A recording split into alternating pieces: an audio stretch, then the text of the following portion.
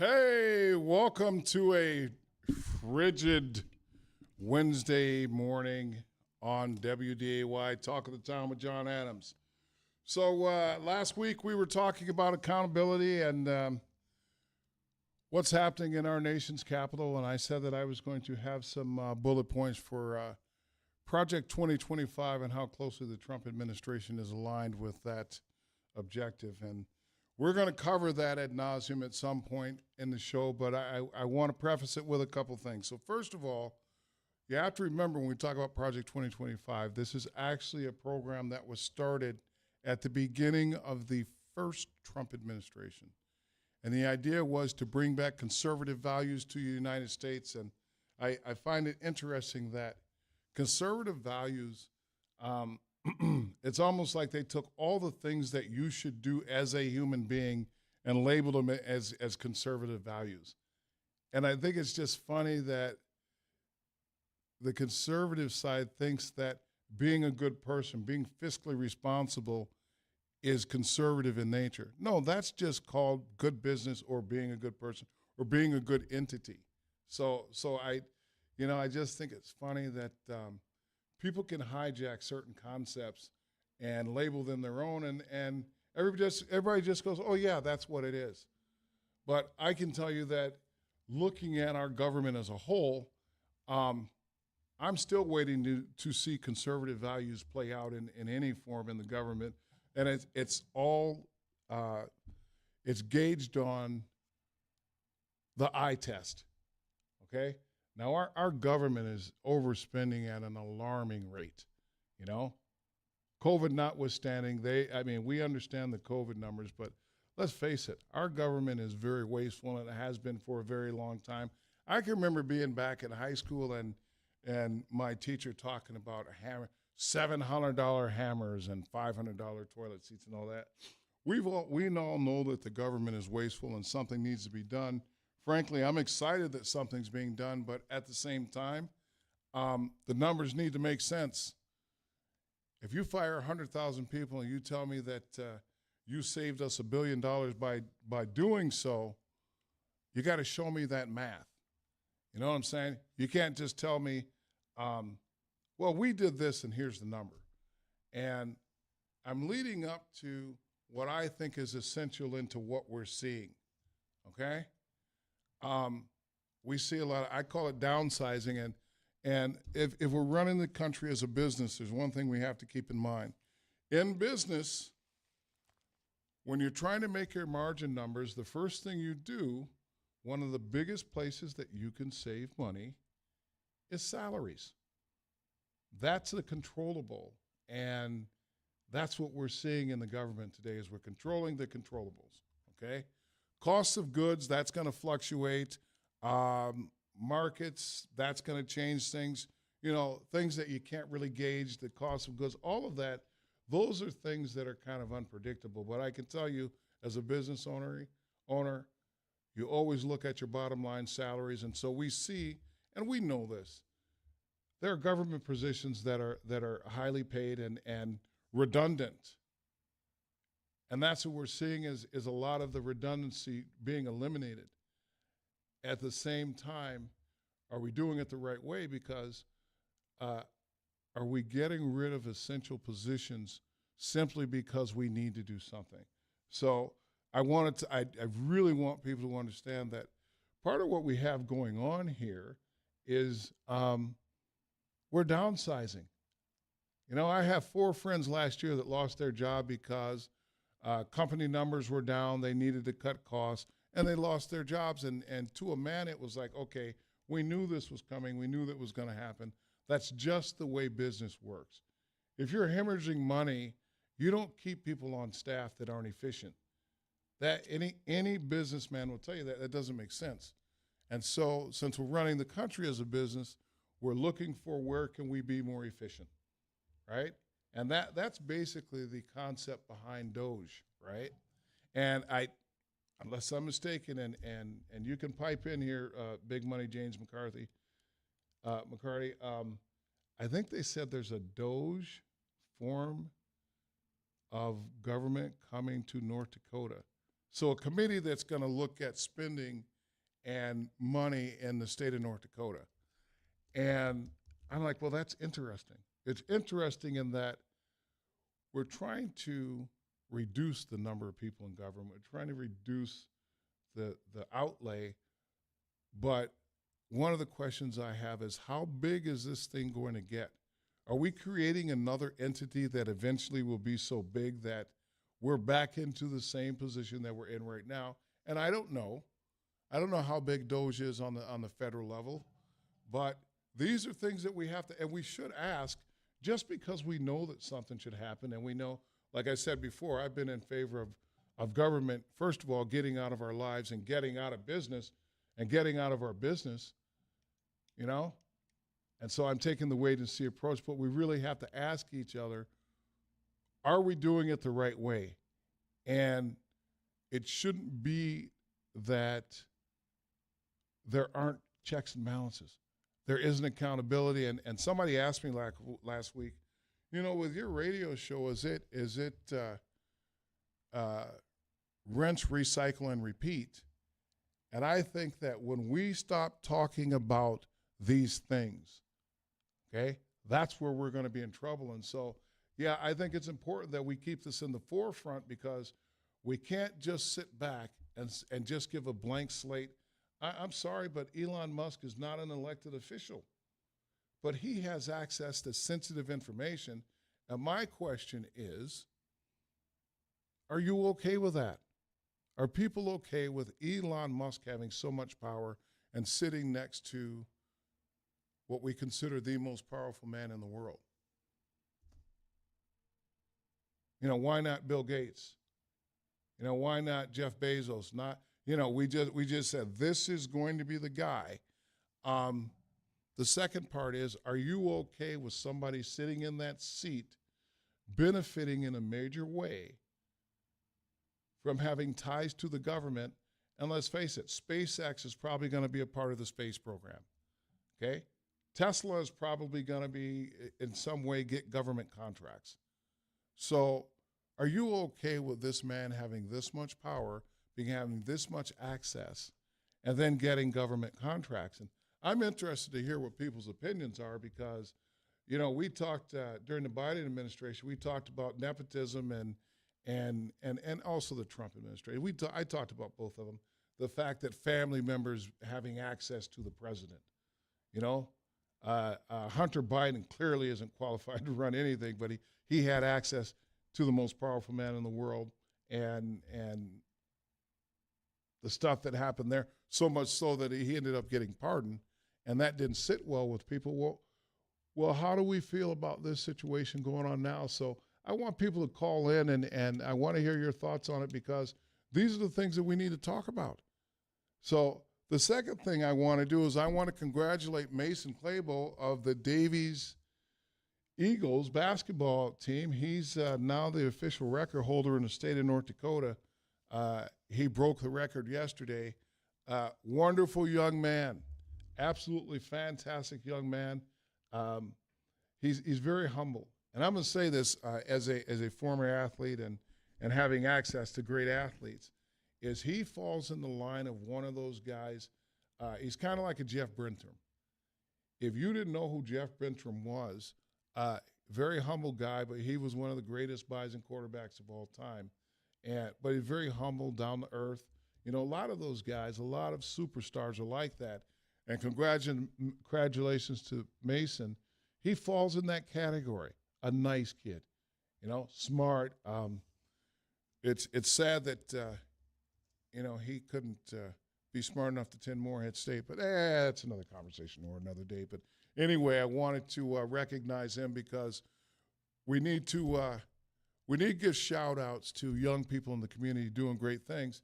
And Big Game James already set him up against the break. So when we come back, I also have some shout-outs. I was at the Dynasty Elite football banquet at the end of the year, and a lot of great things are happening with Dynasty. So this show, we're going to talk some 2025. We're going to talk about your thoughts on the government, as well as how do you feel about Elon Musk sitting at the right hand of the president. This is Jon Adams for Talk of the Town. If you want to call in, the phone number is 701-29,000, or you can email it, studio@wdayradionow.com.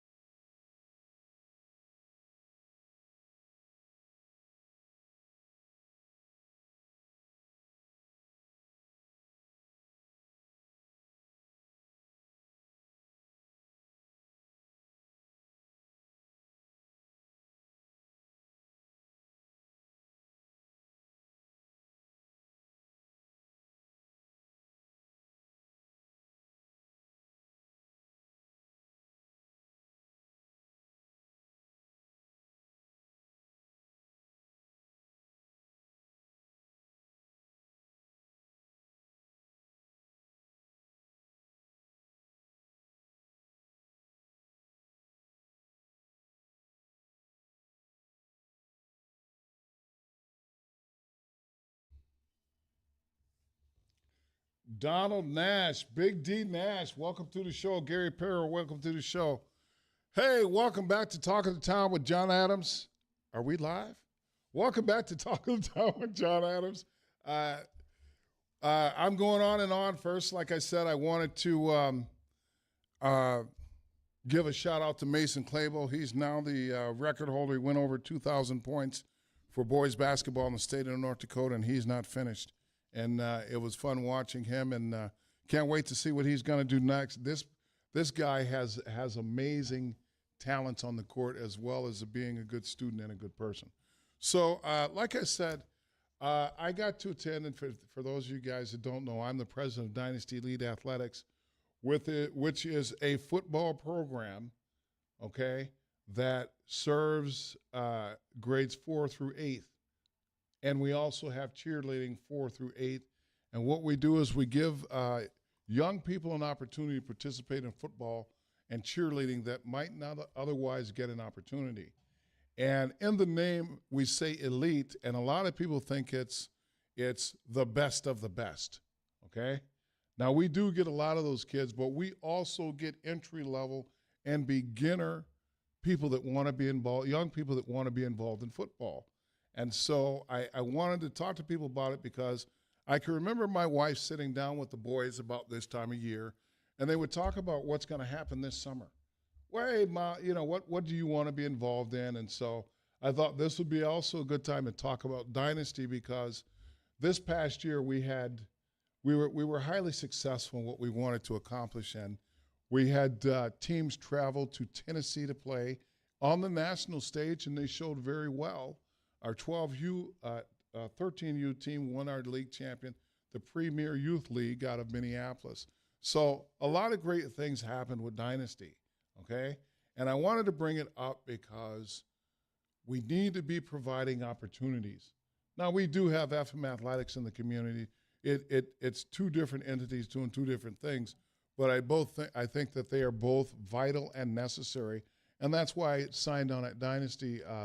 Nick and Heidi Hawkins and their board, they've just completed, well, I guess we just completed our 4th year, and all the kids that started with Dynasty, we had some alumni come back and speak at the banquet, and some of our alumni had impacts at the high school level, and it was just all around a great experience.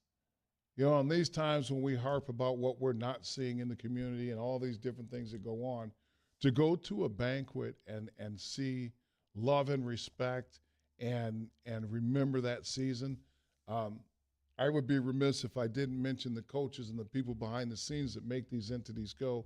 And now we're strictly a charitable organization, so the operations budget and everything comes from sponsorship and area partners in the community.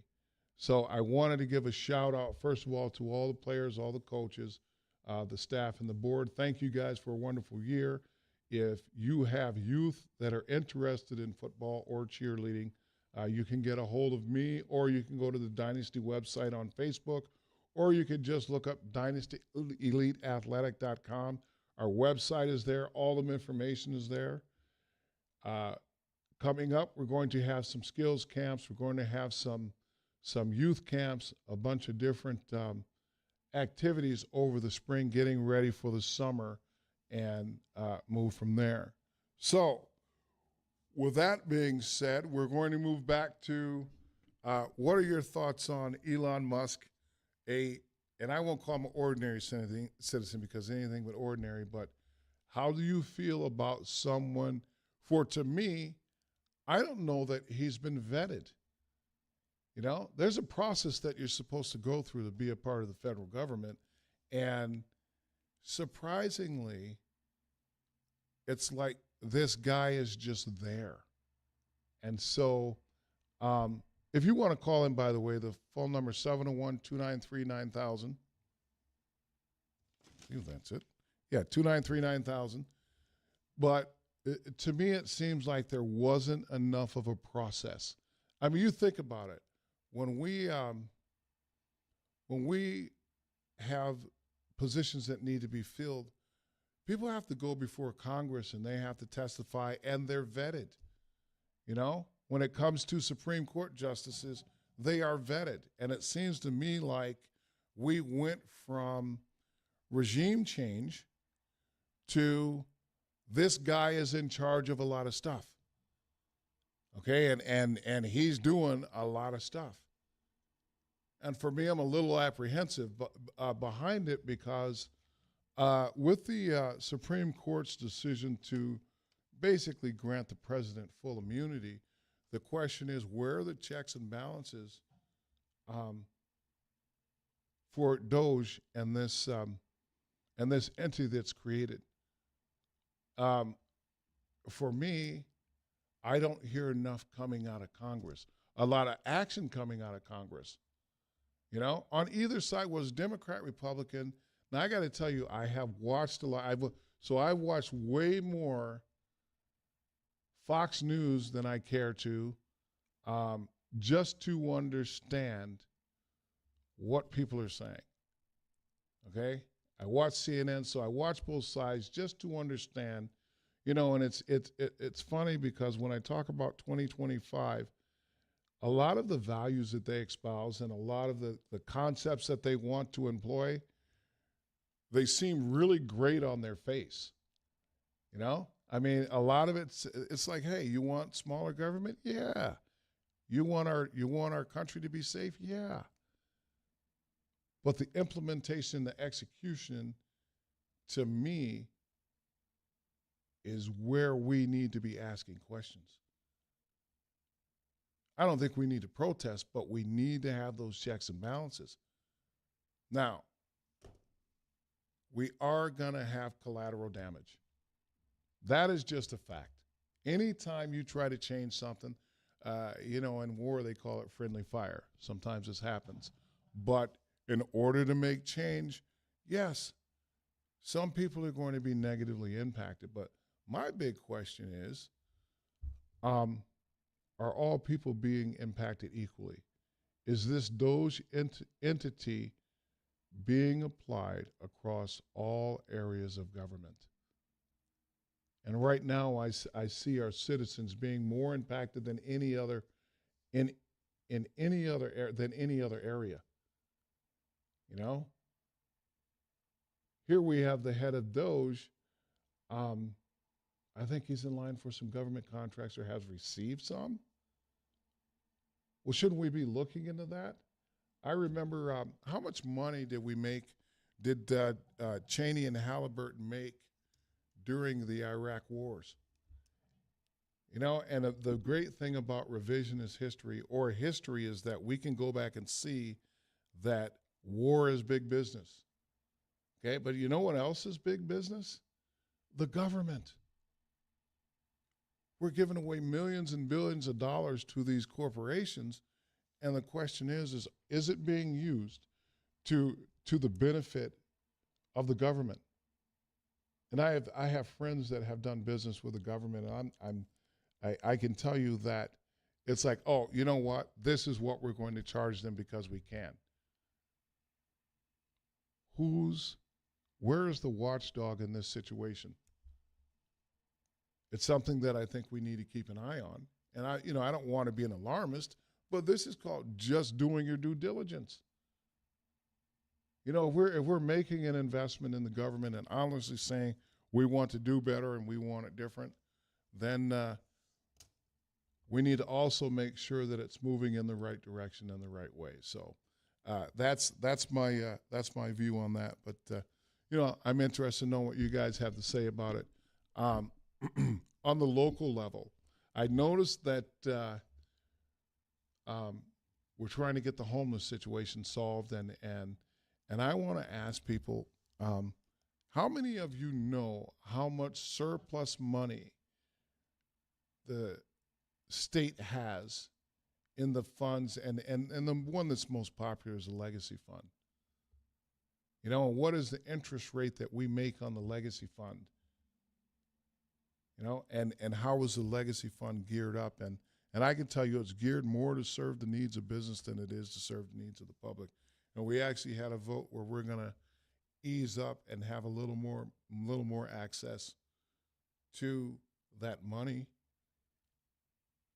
The question is, who's determining where it goes and how it's used, and are we building things for the long run where, oh, you scared me, James. Are we building things in the right way so that we don't get in a COVID spending situation where during COVID we had federal money to do some of the things that we needed to do, and city leaders decided, yep, we're going to do this, and we did it, but now that the COVID money run out, now we've got some hard decisions to make. And some of the commissioners that are on the commission right now understood that the money would run out. They voted for certain programs to be in place, but in doing so, they didn't look far enough to say, how are we going to fund this? How are we going to maintain our budget after the federal funds run out? Big Game James says we're up against the break, so if you want to call in, the phone number is 701-293-9000. Feel free to call it if you have an opinion. Thank you, and have a good day.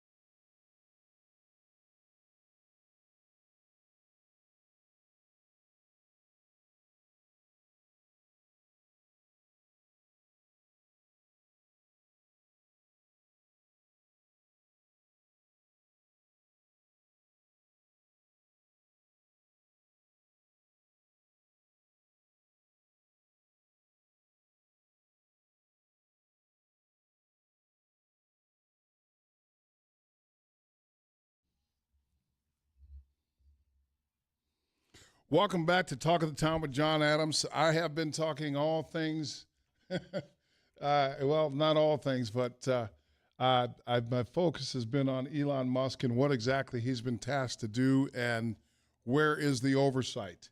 You know, I think it's very important that we keep that in mind. Along the lines of oversight is what I consider the eroding of freedoms, okay? We have to be careful, all right? When we have one person or one entity within the government that can erode the liberties that we enjoy, if it goes too far, where's the tipping point to where we can't get back and we don't have a handle on it? You know, and I want you guys to consider what I call union busting that's going on here, and look up what's happened in Utah. Okay, and I don't know how much you guys know about Utah politics, but it seems that from my reading that Utah is a state where it's pretty conservative, and a lot of the more conservative values play out there in real time. Okay, and one of the big things that's going on with the unions is the state has voted to limit the way that the unions can negotiate. Okay? Now, I talked about it before, but who is protecting the workers? All right? And I talked about truckers, and I talked about longshoremen and all these different entities, the people that actually make the United States go. We need to be careful, because if we don't have people that speak for the everyday working person, okay, the most notable, and I'm sure you guys have heard about it, is what's happening at Amazon. They are actively going to the workers who are saying, hey, we need better working conditions, right? And they are actively breaking up these meetings. And so I don't know anybody that goes to a job and they see something that's wrong and just says, well, that's not my problem. You know, I've got a job. Either we get involved, or what do? We quit, right? Well, Amazon it's a pretty big company, employ a lot of people, and by all accounts, they're not like Costco. You know, I have friends that work at Costco, and they rave about the way that Costco treats its employees. I don't have firsthand knowledge, but I assume that they're telling me the truth. They're not like a Shields, who I think is a model for that a lot of businesses should look at and look to emulate. And there are going to be some people that disagree, but since I work there, I can tell you that as a former employee, I've never seen anything like it before or since. You know, an employee-owned company, you know, their ESOP, they're providing for their employees for the future. Now, the work is demanding and it's not easy, but it's an employee-first organization. And my question is, why can't we have that in business across the board? You know? And I think it just comes down to greed, and it comes down to the person who runs the company. You know, how much money do you actually need? Which there are a number of different areas that we could talk about. In that, we're seeing some things happen in the United States where, you know, we say the eroding of the middle class. We see that education, people are saying there's a problem with education. We're the least educated. The funny thing is, they go to the worst places, like Detroit. I hear Detroit all the time, and they have the graph up about how much money they've been spending versus return on investment in terms of kids, and that's Detroit, okay? But you go to other areas and you see that not only is education really kicking butt, we're turning out some magnificent people. But how do you disseminate all of this? And I like to say, on this show, I'm just a messenger. And the idea is, we got to think about this. I'm not here to sway you, because guess what? Your opinions and the way you think is the way you think. You know? And I have a son who believes in this administration, and we talk back and forth, and we have dialogue, and I respect his opinions on some things. You know? On some points, I think he is right on point. But we have to have that dialogue. So anyway, in talking about this Doge thing, it has me saying where are the checks and balances, and that we should be concerned. So with that, I want you guys to consider one other thing. Okay. Big Game James says we have a caller on the line. Go ahead and run them through. Hello? I'm here. Good morning. Hello, sir. What can I do for you today? Johnny Two Fingers. Yes, sir. This must be Rock Anderson. What's up, man? How you doing, bro? I am doing absolutely fantastic. Trying to get the information out to the people. I hear you. I don't know if I'm heard online or not, or on the radio or not, but oh yeah, you can hear me. Okay, good. Oh yes, yeah. Yeah, man. I was just calling, because I've listened to your show. I listen to your show all the time, and we talk offline quite often about different things, especially government and spending and Doge and so on and so forth. Personally, no problem with Elon. Go ahead and do your thing. My stock price, their stock price with Tesla is continuing to go up. Unfortunately, it's gone down a little bit over the last couple of months, but I still believe in him, and I believe in what he's doing. I think he knows how to run a company, and I'm waiting to see how that plays out with our government. But from a selfish standpoint, no problem with Elon Musk and him and his position with the government. Okay. Well,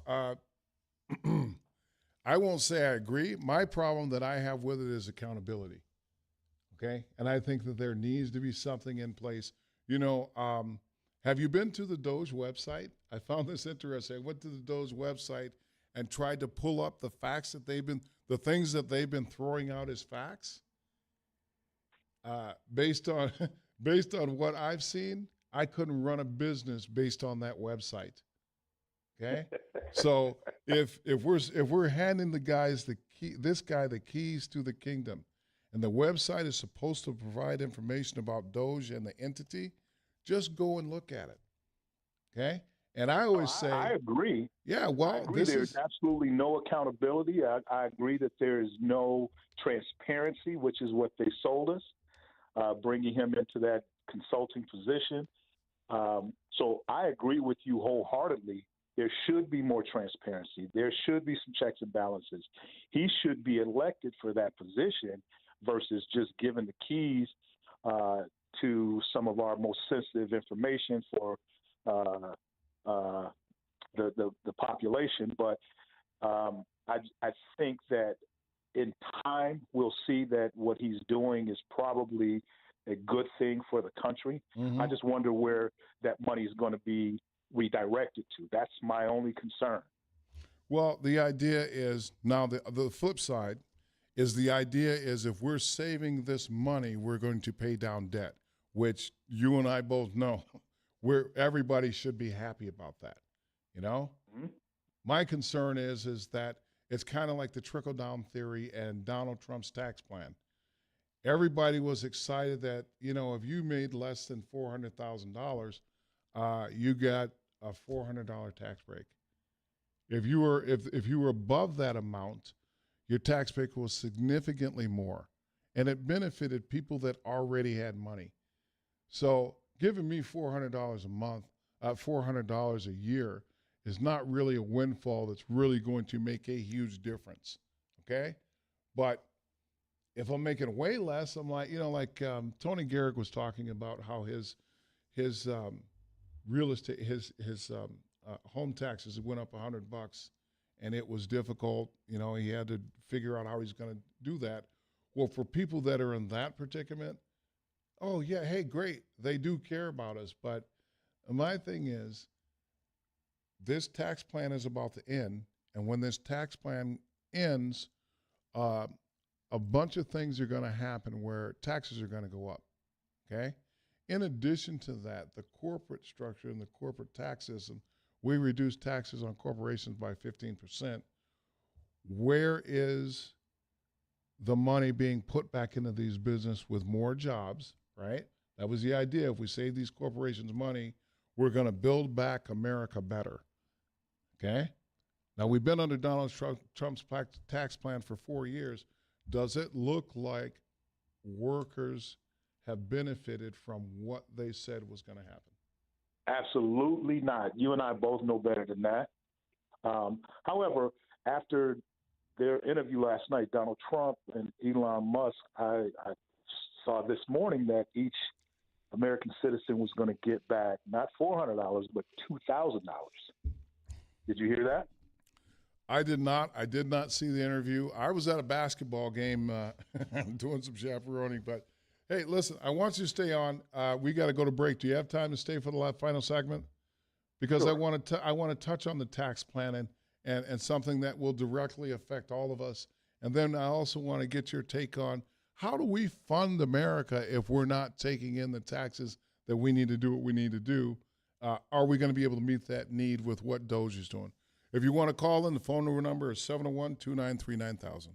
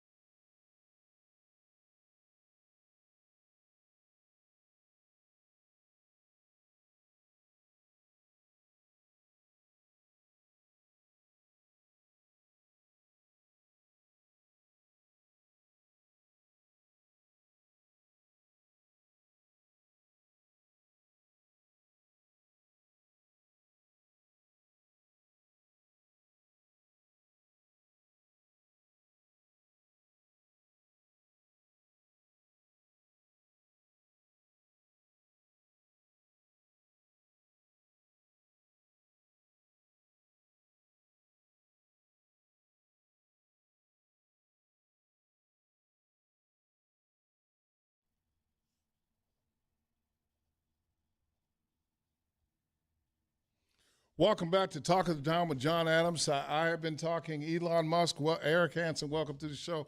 I've been talking about Elon Musk and government oversight as well as accountability. My good friend, the Dark Knight, Mr. Anderson, called in. And are you still there, Mr. Anderson?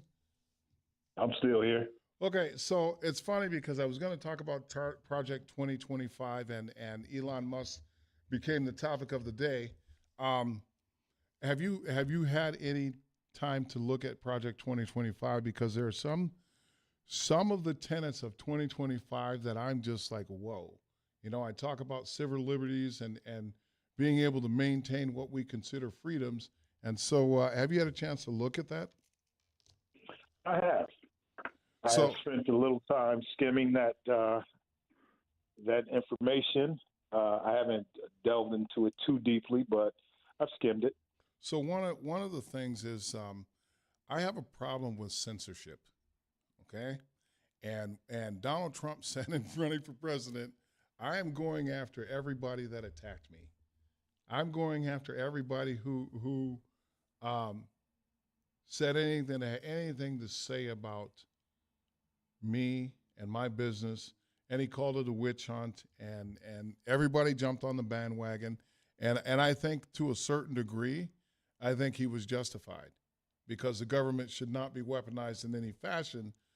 But now that he's in office, I see a higher weaponization of. I mean, just look at the people that, and he's openly said this person did this when they were in office, and they're gone. What are your thoughts on that? Yeah, his entire second term has been retaliatory thus far. Yeah, he's going to go after those that went after him or try to bring light to some of the things that he's done.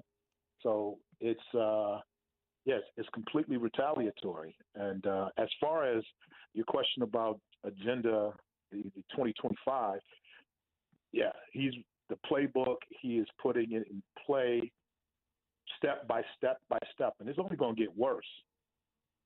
Well, some people would say it's got.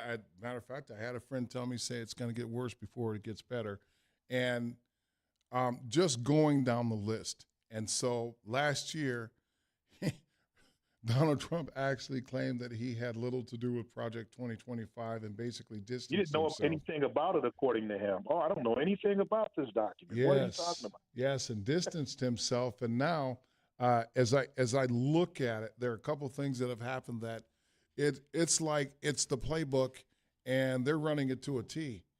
Okay, they're basically the Philadelphia Eagles right now. So one of the big things, as you know, is immigration. And the mass deportations have begun, right? And I don't have a problem with that. But what I do have a problem with is it's not applied equally across all countries, okay? We're only talking, all you hear is about South Americans being deported. I haven't heard anything about Europeans being deported.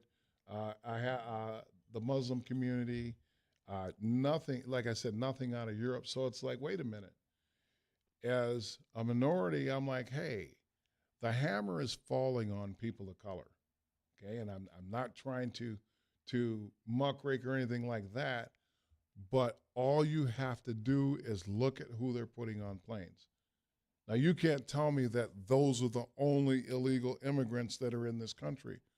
So the question is this the future where we're just targeting certain groups?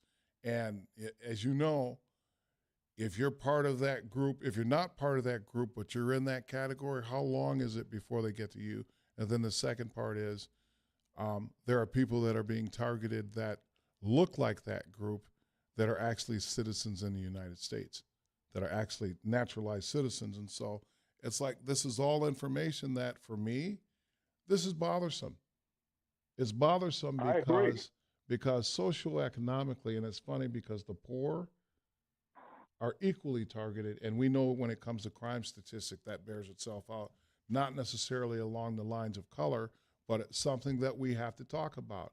And I think the biggest single thing that I see now is I have people telling me, get over it.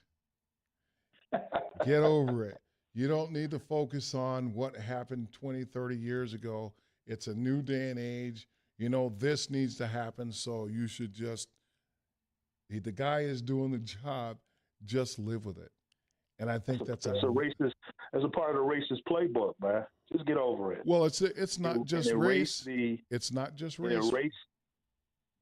Go ahead. And erase the history behind it. That is, to me, that's the playbook.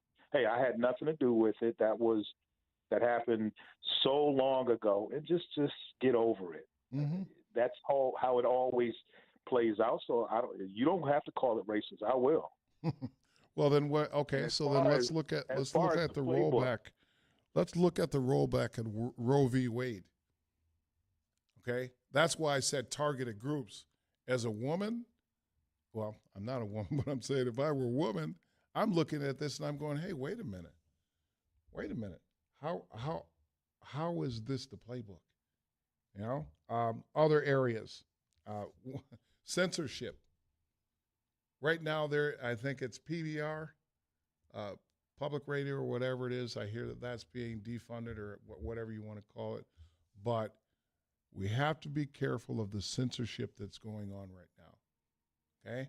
Because in most dictatorships, once you start censorship and you can dictate what the people hear, okay, you can change the narrative.